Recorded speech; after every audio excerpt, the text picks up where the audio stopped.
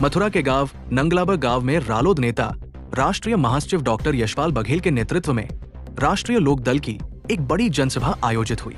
Party के राष्ट्रीय अध्यक्ष और केंद्रीय मंत्री जयंत चौधरी ने इस अवसर पर किसानों, नौजवानों और धनगर समाज के हितों के प्रति अपनी कटिबद्धता को दोहराते हुए कहा कि जनता का आशीर्वाद ही उनकी असली ताकत है और वे दिल्ली में इसी ताकत के साथ उनकी आवाज बुलंद कर रहे हैं। कार्यक्रम की शुरुआत नगलागढ़ बंबा में लोक माता अहिल्याबाई होलकर की 301वीं जयंती के साथ हुई। केंद्रीय मंत्री जयंत चौधरी ने सबसे पहले उनकी प्रतिमा पर पुष्पांजलि अर्पित कर उन्हें नमन किया। सभा को संबोधित करते हुए उन्होंने लोक माता अहिल्याबाई के खुले दरबार के आदर्शों को याद किया और कहा कि वही लोकतांत्रिक नींव आज भी हमारे संविधान का आधार है। जयंत चौधरी ने इस दौरान एक महत्वपूर्ण घोषणा भी की। उन्होंने कहा कि रालोद की बैठकों में अब उन ग्रामीण नौजवानों, स्टार्टअप करने वाले युवाओं और छोटे उद्यमियों को मंच दिया जाएगा जिनका राजनीति से सीधा नाता नहीं है। ये मंच एक सेतु के रूप में काम करेगा ताकि उनके नवाचारों को नई पहचान मिल सके। उन्होंने जोर देकर कहा कि चौधरी चरण सिंह की विरासत का ही प्रभाव है कि आज देश की नीतियों के केंद्र में किसान और कामगार है। कार्यक्रम के दौरान पार्टी पदाधिकारियों ने केंद्रीय मंत्री को लोक माता अहिल्याबाई होलकर की प्रतिमा भेंट की। इस भव्य आयोजन में गाजियाबाद के चौधरी जितेंद्र सिंह कुंडू, युवा नेता चौधरी रुद्र प्रताप सिंह कुंडू, बिजनौर के सांसद चंदन चौहान, सादाबाद विधायक प्रदीप चौधरी, एमएलसी योगेश नौवार समेत पार्टी के कई वरिष्ठ पदाधिकारी और गणमान्य लोग प्रमुखता से उपस्थित रहे। मथुरा की इस सभा ने स्पष्ट कर दिया है कि रालोद अपनी जड़ों से जुड़कर युवाओं और समाज के हर वर्ग को साथ लेकर आगे बढ़ने की रणनीति पर तेजी से काम कर रही है। मथुरा से सीनियर जर्नलिस्ट अमित तिवारी की रिपोर्ट। पर आपके बीच में आने का मुझे अवसर मिल रहा है, आप भेंट भी दे रहे हैं, वो स्वीकार है। मुझे आदरणीय निहाल सिंह जी का पत्र भी प्राप्त हुआ। कभी चौधरी अजीत सिंह जी ने इनको चिट्ठी लिखी थी, उनके साथ इनकी पुरानी तस्वीर भी जब ये सेवा में थे इन्होंने प्रस्तुत की है। निहाल सिंह जी बैठे हैं, मेरे बुजुर्ग हैं, तो वो उनको दे और तो और जब उसे आवाज ठीक करो भाई, जब उसे अपने आराध्य को याद भी करना होता है, हवन कराना होता है, तो उसे गांव में पंडित को भी बसाया जाता है। और जब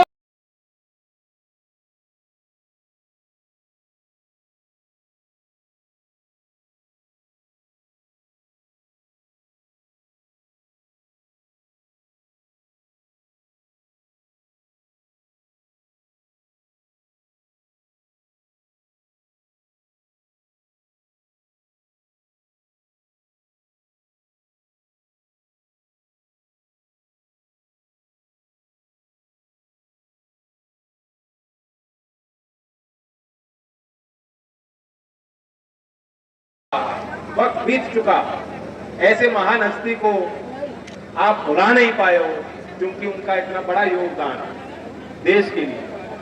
उन्होंने घाट भी बनवाए, ब्रज की बहुत अपार सेवा उन्होंने की। देवी अहिल्याबाई होलकर की स्मृति में आज का आयोजन हो रहा है। पहले तो मैं उनको अपनी श्रद्धांजलि अर्पित करता हूँ। उनको मानने और जानने वाले लोग, उन्हीं की जमात यहाँ उपस्थित है, आपका नमन करता हूँ और आभार भी व्यक्त करता हूँ कि एकाग्रित होकर आपने अहिल्याबाई जी को याद भी किया, जो उन्होंने समाज में एक आदर्श दिया है, ताकि अगली पीढ़ियां भी उनको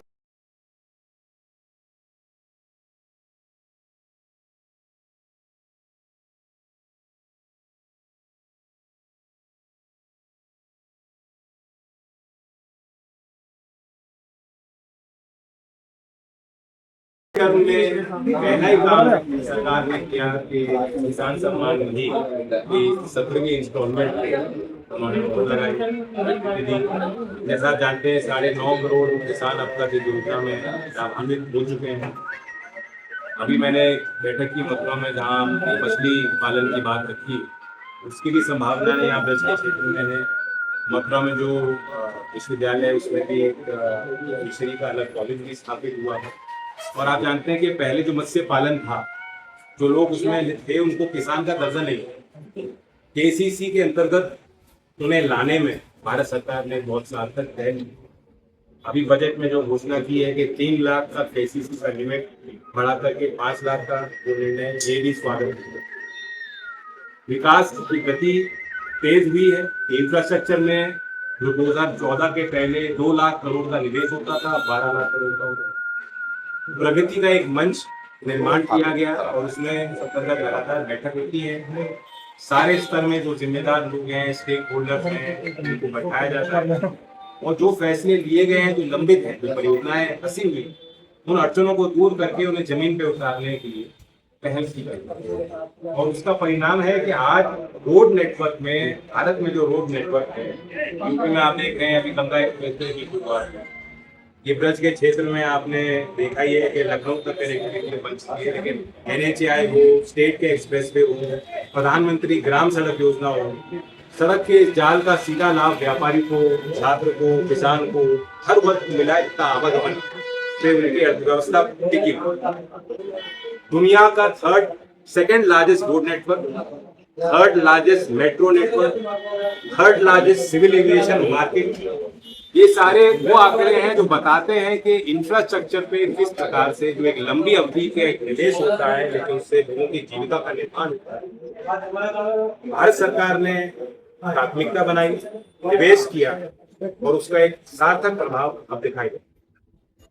विकास भी और विरासत जो सिर्फ एक महज नारा नहीं है, लोगों को अपनी संस्कृति से, अपने इतिहास से जोड़े रखना, जो हमारी परंपराएं, गाँव के लोग जो भी चीज नहीं आती है उसे बहुत तेजी से अपनाते हैं, क्योंकि उनको दिखाई देता है कि परिवर्तन का लाभ, जो ढांचागत व्यवस्था में जो कमियां हैं, जिस कारण से पिछड़ापन ग्रामीण क्षेत्र में रहा है, इसलिए गांव के लोग तीव्र गति से जो भी नई चीज आती है, टेक्नोलॉजी आती है, उसका उपयोग करते हैं। लेकिन गांव के लोग अपनी परंपराओं से भी, अपनी जमीन से जुड़े हुए। अपने लोक भाषाओं को बढ़ावा देने के लिए राष्ट्रीय शिक्षा नीति का निर्माण किया गया।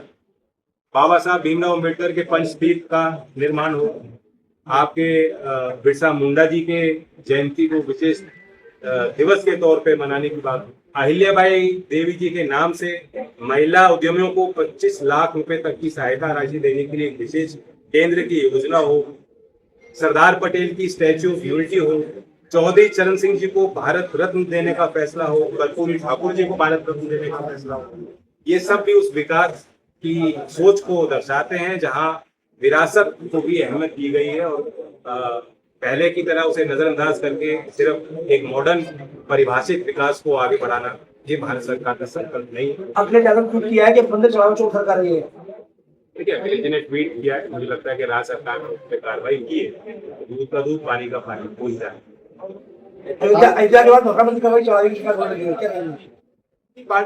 पारदर्शिता जो जीवन के हर क्षेत्र में है, तो यदि कोई श्रद्धा से दान करते हैं तो उनकी भी उम्मीद है कि वो मंदिर के विकास में जो विधि है उसमें सम्मिलित हो, पारदर्शी तरीके से जो है उसका हिसाब किताब भी होता है। तो कोई मांगता नहीं है, लेकिन उसमें कम से कम कोई भ्रष्टाचार ना हो।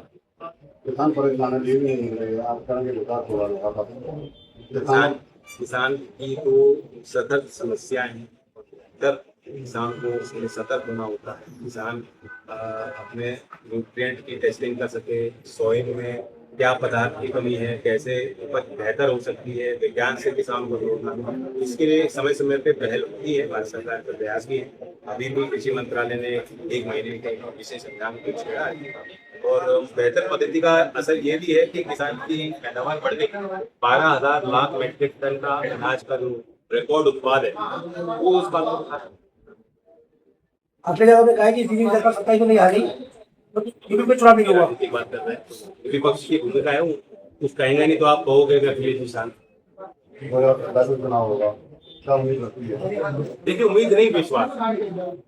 ऐतिहासिक 2 टर्म एनडीए को यूपी में मिले। हमारे भी लोकदल के विधायक भी कदम से कदम सरकार के फैसलों को जमीन पर उतारने के पर है और उनकी भागीदारी है। भारत के उत्तर प्रदेश की सरकार में कैबिनेट मंत्री का दर्जा राष्ट्रीय लोकदल के विधायक प्राप्त है और पूरा सहयोग भी मिलता है। जब भी कोई हमारे विधायकगण जाते हैं, मुख्यमंत्री जी से बात करते हैं, किसी भी विभाग में उनकी कुछ समस्या काम होती है, उनकी सुनवाई हो रही है और सिर्फ विधायक नहीं, कार्यकर्ताओं का भी से।